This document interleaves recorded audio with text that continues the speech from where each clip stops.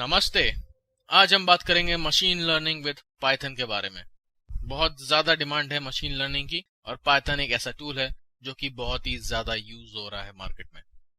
तो इसमें एजेंडा मेरा ये है, why machine learning, machine learning की जरूरत क्यों है, मशीन लर्निंग क्या है, what is machine learning, steps involve in machine learning, क्या क्या स्टेप्स है मेरे मशीन लर्निंग के अंदर, different type of machine learning, supervised machine learning and unsupervised machine learning. हम इसका एग्जाम्पल लेंगे सुपरवाइज्ड और अनसुपरवाइज्ड का। तो जानते हैं इसके बारे में। पहले तो मशीन लर्निंग है क्या और मशीन लर्निंग की जरूरत क्यों है। नाउ, नेविगेशन ऑन मार्स और deep ocean when no humans are present. So basically हम लोग मशीन लर्निंग यूज करके मार्स में जा सकते हैं और हम लोग डीप ओशन में जा सकते हैं, वहां समझ सकते हैं कि क्या चीजें हैं। Lot of things can be used. जैसे कि आप यहाँ देखेंगे example, recommending a product to the buyers.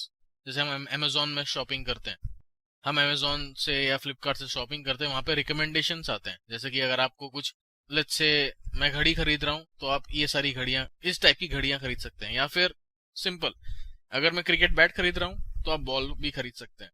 तो आप मशीन समझता है मेरा कि क्या डेटा है और कैसे मैं इसका रिलेशन निकाल सकता हूँ और क्या क्या ऑप्शंस दे सकता हूँ यूजर को ताकि मेरा जो सेलिंग होगा ज्यादा होगा। टेम्परेचर, मुझे अगर प्रिडिक्ट करना है कि मेरा कल का टेम्परेचर क्या होगा तो मैं यहाँ पे मशीन लर्निंग आराम से यूज कर सकता हूँ। तो उसको बोलते हैं फोरकास्टिंग सिस्टम्स।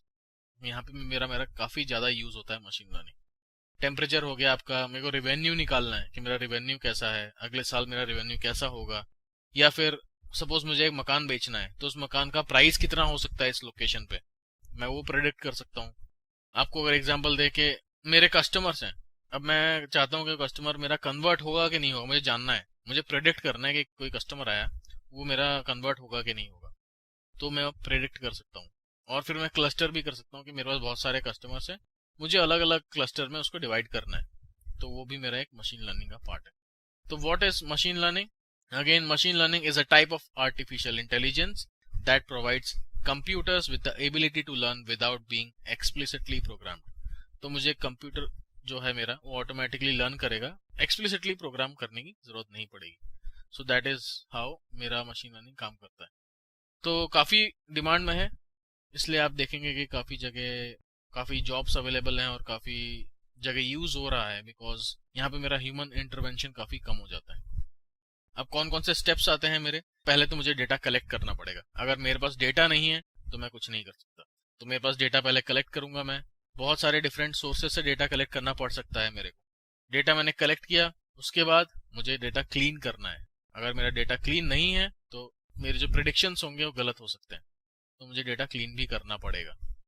एक बार मेरा डेटा क्लीन हो गया, उसके बाद मैं एनालाइज करूंगा कि मेरा डेटा जो बना है वो सही है कि नहीं है।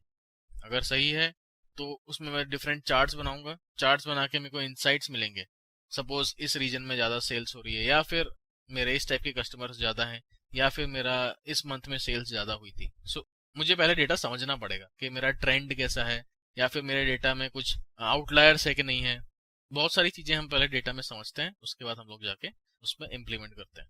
फिर मैं अपना एल्गोरिदम को ट्रेन करूंगा। तो मेरा जो डेटा है उसको मैं लेके जाऊंगा और उसको ट्रेन करूंगा मैं डेटा को, और अपना एल्गोरिदम बनाऊंगा। उसके बाद मैं एल्गोरिदम को टेस्ट करूंगा। तो ये आता है एक सुपरवाइज लर्निंग का टेक्निक बन जाता है यहाँ पर। क्योंकि मेरे पास एक डेटा है, उसको मैंने डेटा को तोड़ दिया, ब्रेक कर दिया। एक डेटा में मैं ट्रेन कर रहा हूँ, दूसरे डेटा में मैं टेस्ट कर रहा हूँ। तो वो मेरा बन गया एक सुपरवाइज्ड लर्निंग। तो इसमें मैं चेक कर पा रहा हूँ कि मैंने ट्रेन डेटा में कुछ मॉडल बनाया, टेस्ट डेटा में मैंने जो मॉडल बनाया वो भी अच्छा एक्यूरेसी दे रहा है कि नहीं दे रहा है। जब मेरा ये काम पूरा हो जाएगा उसके बाद मैं उसको यूज करूंगा फॉर फ्यूचर प्रिडिक्शंस। तो इस टाइप की चीजें हम लोग करते हैं इन मशीन लर्निंग। अब आता है कि टाइप्स ऑफ मशीन लर्निंग क्या होती हैं।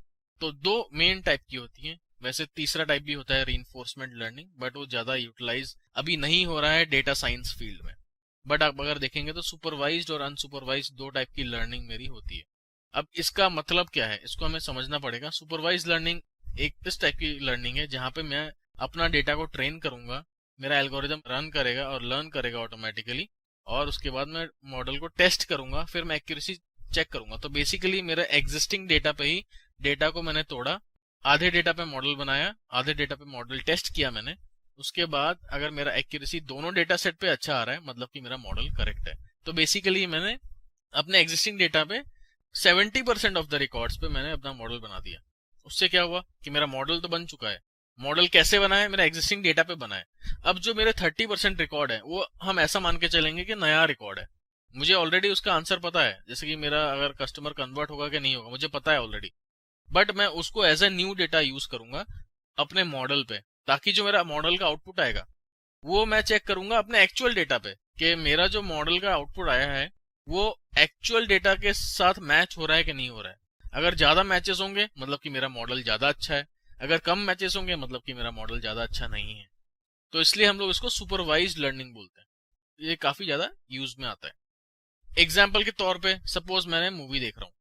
अब मुझे मूवी को प्रेडिक्ट करना है कि कौन सा जॉनर है, ये मूवी एक्शन मूवी है या फिर रोमांटिक मूवी है। तो मेरे पास सपोज कुछ डेटा सेट है, उसके बेस पे जैसे कि आप नंबर ऑफ किक्स देखें, यहाँ पे मूवी का नाम है California man and other movies. इसमें नंबर ऑफ किक्स है, नंबर ऑफ केसेस है। ऑब्वियसली जहां नंबर ऑफ केसेस ज्यादा होगा वो मेरा रोमांटिक मूवी होगा, बट नंबर ऑफ किक्स ज्यादा होंगी वहां पे मेरा मूवी एक्शन मूवी होगी। तो आप देखेंगे नंबर ऑफ किक्स के बेसिस पे या नंबर ऑफ केसेस के बेसिस पे मैं प्रिडिक्ट कर रहा हूँ कि वो रोमांटिक मूवी है या फिर एक्शन मूवी है। सो ये मेरा एक क्लासिफिकेशन एल्गोरिदम हो गया कि I want to classify the movies.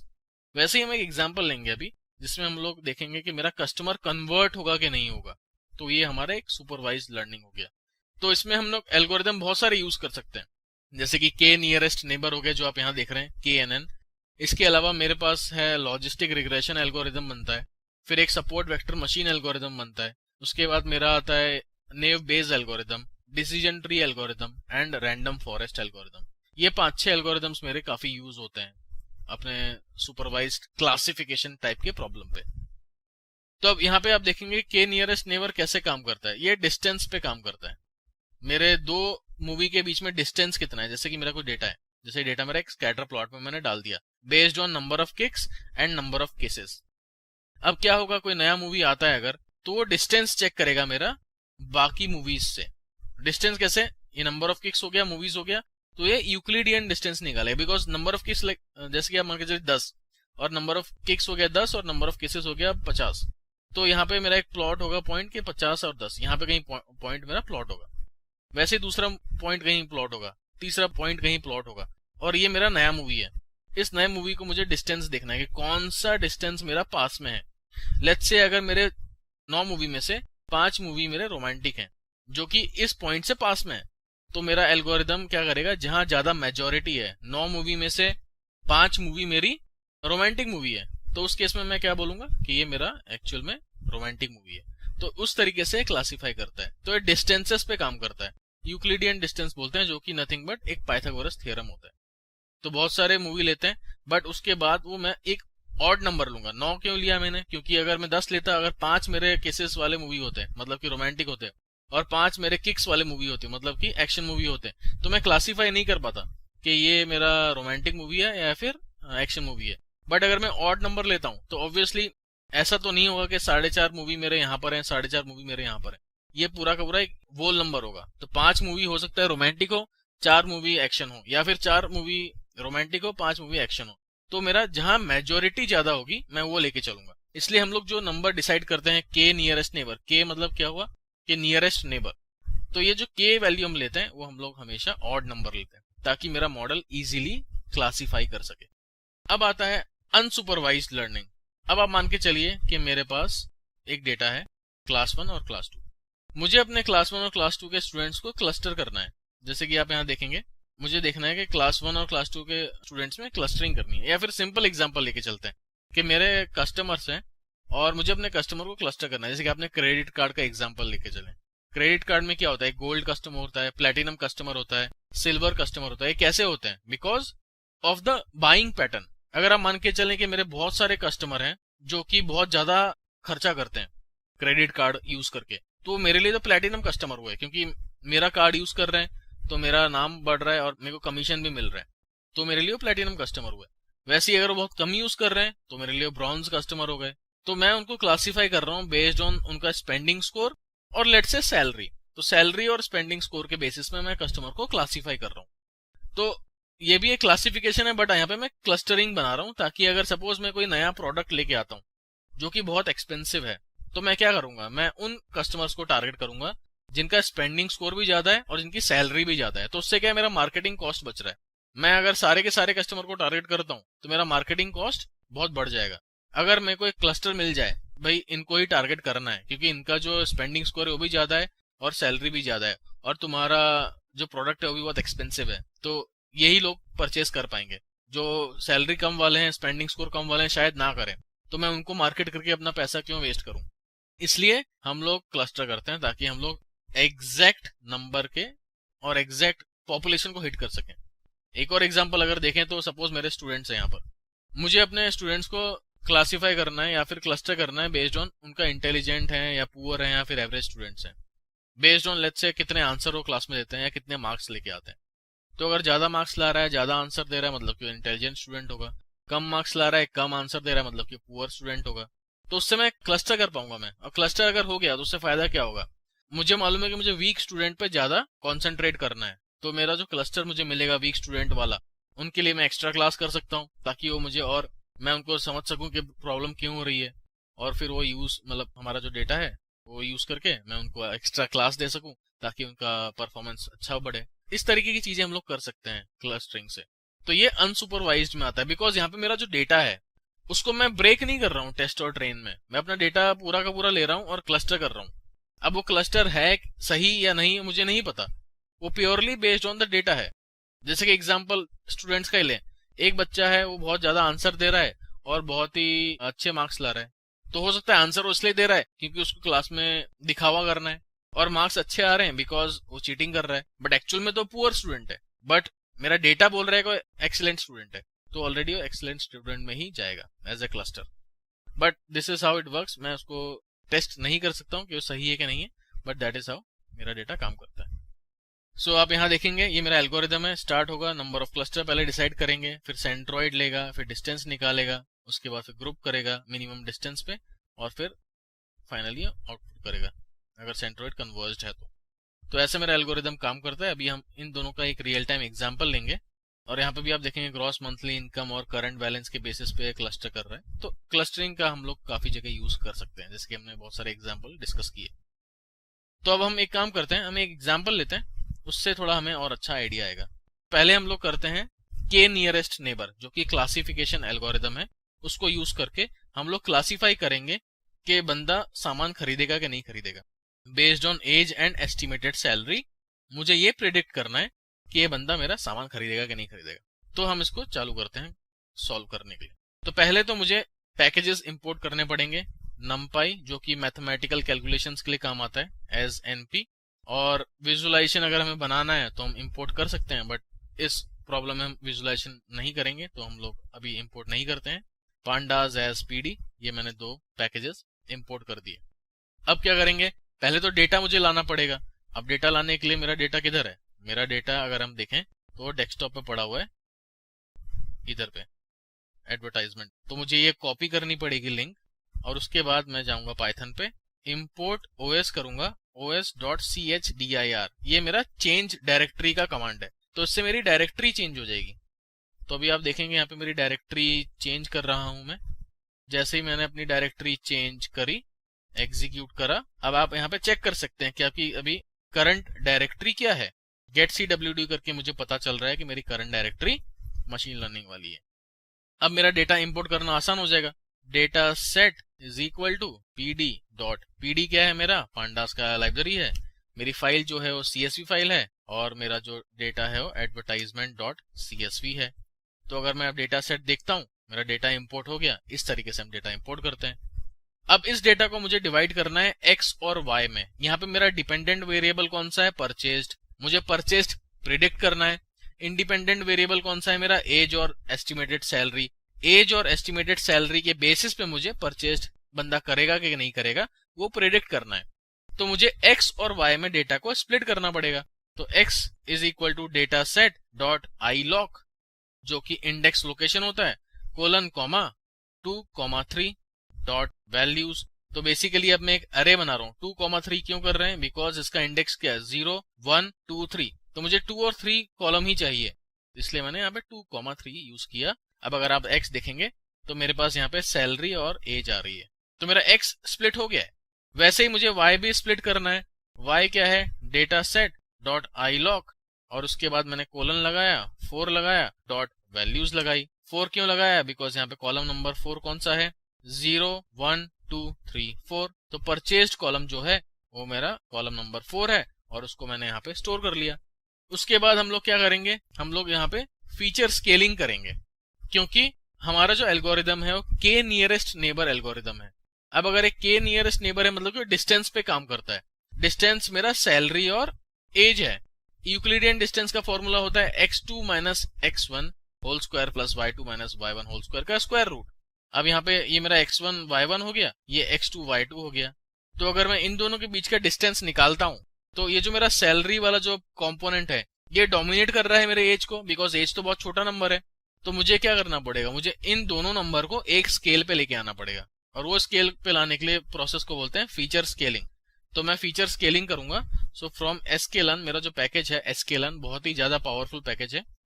Pre processing करेंगे, इंपोर्ट स्टैंडर्ड स्केलर, एक स्टैंडर्डाइजेशन मेथड होता है, एक अपना नॉर्मलाइजेशन मेथड होता है। तो हम लोग स्टैंडर्डाइजेशन मेथड से चलते हैं। स्टैंडर्डाइजेशन मेथड का फॉर्मूला ये होता है x minus mean of x which is average divided by standard deviation of x, ये मेरा फॉर्मूला होता है। तो यहाँ पे मैंने लगाया x is equal to sc dot fit transform x।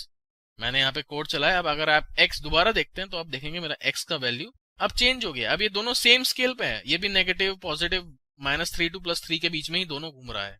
तो अभी मेरे दोनों का दोनों कॉलम सेम स्केल पे आ गया है। तो अब मेरा एल्गोरिदम एकदम सही काम करेगा। अब नेक्स्ट मुझे क्या करना है, मुझे अपने डेटा को ट्रेन और टेस्ट में स्प्लिट करना है।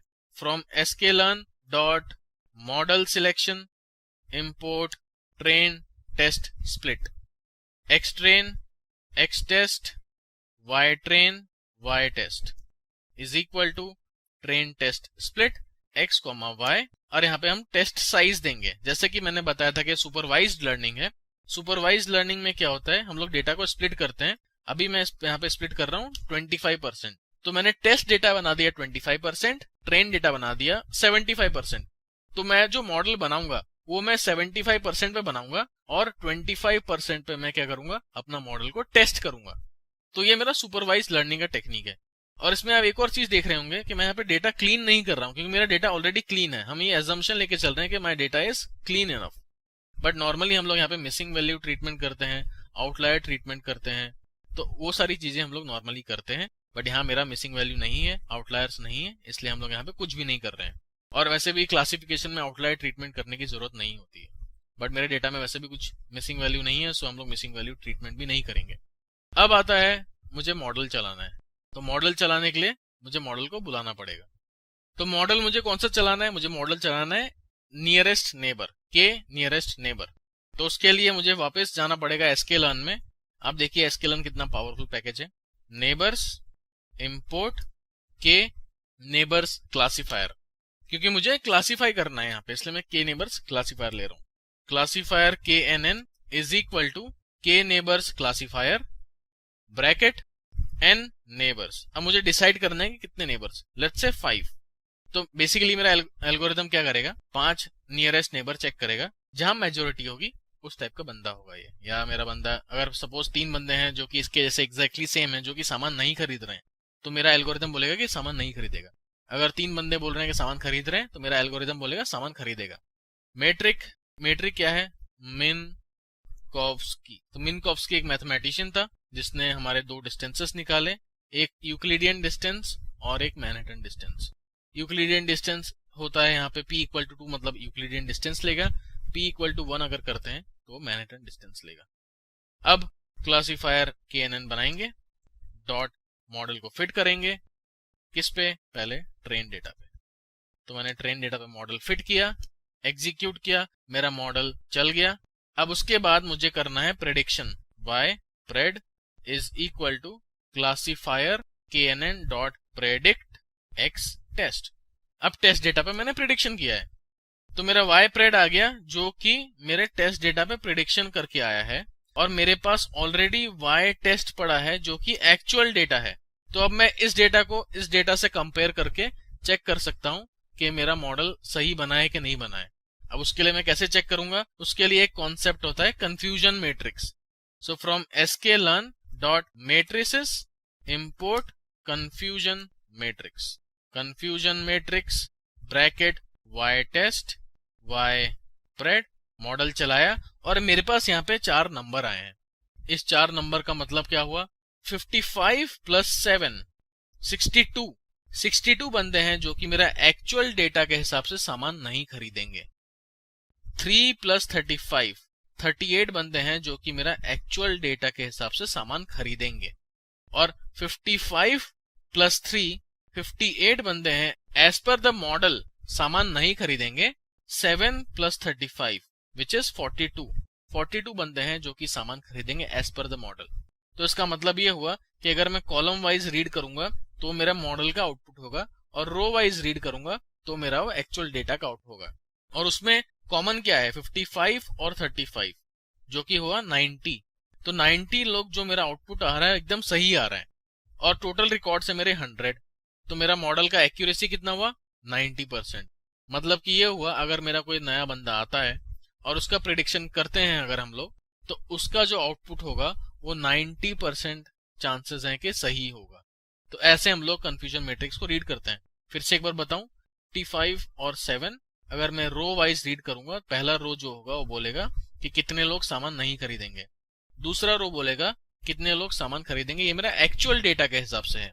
अगर कॉलम वाइज रीड करता हूँ, 55 प्लस 3 मतलब 0, 0 मतलब कि अगर सामान नहीं खरीदेंगे। 55 प्लस 3, 58 बंदे मेरे सामान नहीं खरीदेंगे। और 7 प्लस 35 विच इज 42, 42 बंदे मेरे सामान खरीदेंगे। ये मेरा प्रिडिक्शन है, और रो वाइज मेरा एक्चुअल डेटा है। तो बेसिकली ये वाला पार्ट और ये वाला पार्ट मेरा सही पार्ट है, ये वाला पार्ट और ये वाला पार्ट मेरा गलत पार्ट है।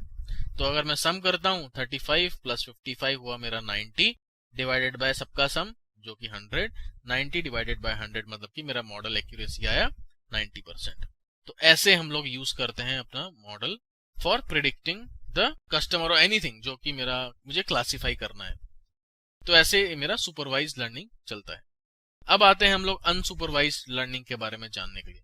मेरे पास दूसरा डेटा सेट है जहां पे मेरे पास कस्टमर है, मुझे कस्टमर की इनकम और कस्टमर का स्पेंडिंग स्कोर के बेसिस पे अपना क्लस्टर बनाना है। अब क्लस्टर बनाने के लिए यहाँ पे मेरे पास मुझे स्प्लिट कुछ नहीं करना है, मुझे प्रेडिक्ट सिर्फ क्लस्टर करना है। तो हम लोग क्लस्टर करेंगे प्रेडिक्ट। मेरा डेटा ऑलरेडी मैंने अपना वर्किंग डायरेक्टरी सेट करके रखा था, तो मुझे सिर्फ डेटा लेके जाना है, डेटा अंडरस्कोर क्लस्टर। ये मेरा नया डेटा होगा, pd डॉट रीड, फिर से CSV फाइल है, CSV फाइल का नाम क्या है, कस्टमर डॉट CSV। अगर आप डेटा क्लस्टर देखेंगे, मेरा डेटा क्लस्टर रेडी है। अब मुझे क्या करना है, एनुअल इनकम और स्पेंडिंग स्कोर के बेसिस पे क्लस्टर बनाना है। मतलब कि ये मेरा X हो गया, और यहाँ पे मेरा Y कुछ नहीं होगा, बिकॉज मुझे Y है ही नहीं मेरे पास, प्रिडिक्ट का आंसर ही नहीं है कि कौन से क्लस्टर पे है। तो मुझे खुद ही क्लस्टर डिसाइड करना है। तो ये मेरा अनसुपरवाइज लर्निंग हो रहा है, बिकॉज एक तो मेरे को Y पता नहीं है, दूसरा मैं इसको टेस्ट और ट्रेन में स्प्लिट नहीं कर सकता हूँ। तो मेरा ये सुपरवाइज लर्निंग नहीं है, ये अनसुपरवाइज लर्निंग में माना जाएगा। तो data cluster dot I lock. अब मुझे कौन कौन से कॉलम चाहिए, मुझे चाहिए कॉलम नंबर 3 और 4 डॉट वैल्यूज। और यहाँ पे एरर आया बिकॉज यहाँ पे कॉमा लगेगा, करेंगे अभी। और अब अगर देखेंगे X, तो यहाँ मेरा डेटा स्प्लिट हो गया है। ये मेरा क्या हुआ, सैलरी, ये मेरा हो गया स्पेंडिंग स्कोर, सैलरी और स्पेंडिंग स्कोर, उसके बेसिस पे मेरा यहाँ पे डेटा स्प्लिट हो गया है। अब इस डेटा को मुझे यूज करके क्लस्टर बनाना है। अब क्लस्टर बनाने के दो तरीके हैं। पहला तरीका है मेरा के मीन्स क्लस्टरिंग, और दूसरा तरीका है मेरा हायरार्किकल क्लस्टरिंग। दो टाइप के एल्गोरिदम्स हैं। हम लोग यहाँ पर के मीन्स क्लस्टरिंग का डिस्कस कर रहे हैं। के मीन्स क्लस्टरिंग पे पहले मुझे जानना पड़ेगा कि कितने नंबर ऑफ क्लस्टर्स मेरे होने चाहिए। अब वो जानने के लिए एक मेथड आता है एल्बो मेथड। तो हम लोग एल्बो मेथड यूज करके डिसाइड करेंगे कि कितने नंबर ऑफ क्लस्टर होने चाहिए। So sklearn dot cluster import K means. उसके बाद मैं एक एम्प्टी लिस्ट बनाऊंगा WCSS within cluster sum of squares. इसके बेसिस पे मैं एक लूप चलाऊंगा इन रेंज 1,11। तो बेसिकली मैं 10 क्लस्टर बना रहा हूं। इसका पर्पस मैं आपको अभी समझाता हूं। K means is equal to K means n cluster equal to I, comma init equal to K means plus plus, उसके बाद k means dot fit x, wcss dot append k means dot inertia. ये सारे का मतलब अभी हम समझेंगे। plt dot plot, अब यहाँ plt डॉट प्लॉट मैं चला तो रहा हूँ बट यहाँ पे ये फेल होगा बिकॉज मैंने यहाँ पे पैकेज इंपोर्ट नहीं किया है। क्लासिफिकेशन में मुझे जरूरत नहीं थी बट क्लस्टरिंग में मुझे पैकेज की जरूरत है, तो मैं इंपोर्ट करूंगा import matplotlib dot pyplot as plt। मैंने पैकेज इंपोर्ट किया और यहाँ पर मैं लगाऊंगा अपना command plt dot plot. Plot क्या करना है मेरे को, रेंज 1,11 wcss।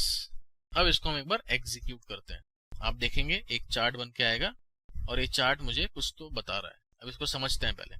फ्रॉम sklearn.cluster, ये मेरा पैकेज है जहां से k मीन्स चला रहा हूँ। यहाँ पे मैंने एक एम्प्टी लिस्ट बनाई है।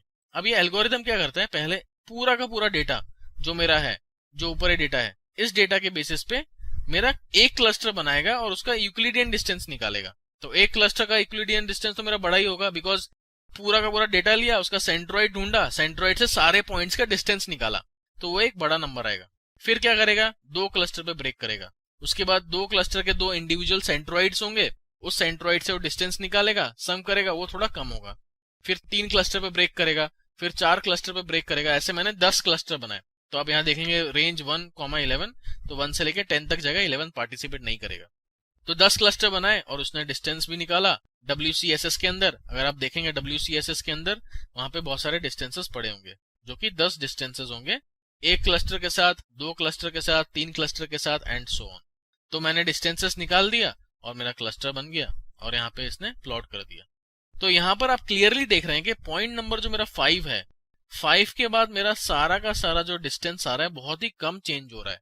तो 5 नंबर ऑफ क्लस्टर मेरा आइडियल नंबर ऑफ क्लस्टर होगा, क्योंकि ये एक एल्बो ज्वाइंट जैसा भी दिख रहा है और ये मेरा आइडियल नंबर ऑफ क्लस्टर होता है। तो जब मेरा डिस्टेंस बहुत ही कम चेंज होगा then this is my ideal number of clusters. तो मेरा आइडियल नंबर ऑफ क्लस्टर मैं 5 लेके चलता हूं।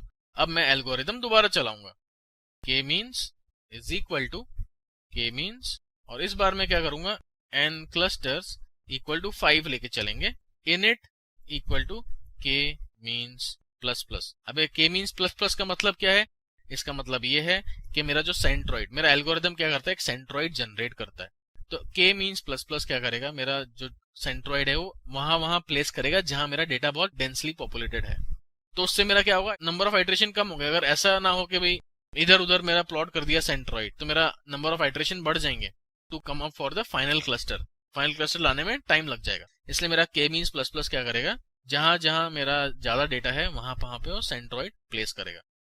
उसके बाद मैं y k मीन्स प्रेडिक्ट करूंगा हर कस्टमर का cluster, dot fit underscore predict x के बेसिस पे मुझे फिट करना है। अब मेरा क्या हुआ, y k मीन्स एक वेरिएबल जनरेट हो गया जिसके अंदर सारे कस्टमर के क्लस्टर आ गए। क्लस्टर नंबर 0 मतलब क्लस्टर नंबर 1, क्लस्टर नंबर 1 मतलब क्लस्टर नंबर 2, क्लस्टर नंबर 2 मतलब cluster number 3 and so on, क्योंकि इंडेक्सेशन मेरा 0 से स्टार्ट होता है। तो अब मेरा क्लस्टर तो बन गया। अब मुझे क्या करना है, इसको यूज करना है और प्लॉट करना है, देखने के लिए कि मेरा कौन कौन सा कस्टमर है, कौन कौन से क्लस्टर पे। तो plt डॉट स्कैटर, मुझे एक स्कैटर प्लॉट बनाना है। x y k means is equal to 0, 0, फिर comma x y k means equal to 0, 1, s equal to 100, c equal to red, और लेबल दे देते हैं इक्वल टू क्लस्टर 1। एक बार इसको एग्जीक्यूट करके देखते हैं। यहाँ पे देखेंगे मेरे सारे पॉइंट्स आ गए। ये पॉइंट मेरा कौन से आए हैं, x0 मतलब कि सैलरी हुआ, x1 मतलब क्या हुआ, मेरा स्पेंडिंग स्कोर हुआ, और y k means equal to 0। तो अभी ये क्लस्टर नंबर 0 को ही प्लॉट कर रहा है, y k मीन्स में से 0 ही उठा रहा है। ऐसे ही मुझे सारे नंबर उठाने हैं। तो मैं इसको कॉपी करूंगा 5 बार, क्योंकि मेरे 5 क्लस्टर्स हैं और यहाँ पे मैं नंबर चेंज करूंगा, cluster number 1, cluster number 2, cluster number 3 and cluster number 4। Cluster number 1, 2, 3 और 4, और सबके कलर चेंज करेंगे क्योंकि हर क्लस्टर अलग अलग कलर में आने चाहिए। सो ब्लू कलर का इसका क्लस्टर बनाते हैं, इसका नाम चेंज कर देते हैं, cluster number 2, cluster number 3, cluster number 4, cluster number 5 और यहाँ पे नाम दे देते हैं हम लोग ग्रीन, यहाँ पे नाम दे देते हैं हम लोग लेट्स से काइन, और यहाँ पे नाम दे देते हैं हम लोग मैजेंटा। अब इसको अगर एग्जीक्यूट करेंगे तो आप देखेंगे क्लियरली मेरे 5 क्लस्टर बने हैं जो कि मेरे एल्गोरिदम से बने हुए हैं। तो उस तरीके से मैं अपना क्लस्टर को यूज कर सकता हूँ और यहाँ मुझे पता चल रहा है कि कौन से कस्टमर कहाँ पे प्लेस्ड है। बट अभी भी एक दिक्कत नजर आ रही है। दिक्कत ये है कि यहाँ तो विजुअलाइज हो रहा है, बट मुझे कैसे पता चलेगा कि ये कस्टमर कौन है और कौन से क्लस्टर पे है। ब्लू क्लस्टर मतलब कि हुआ आपका क्लस्टर नंबर 2, ब्लू क्लस्टर है, बट एक कस्टमर कौन सा है वो कैसे पता चलेगा।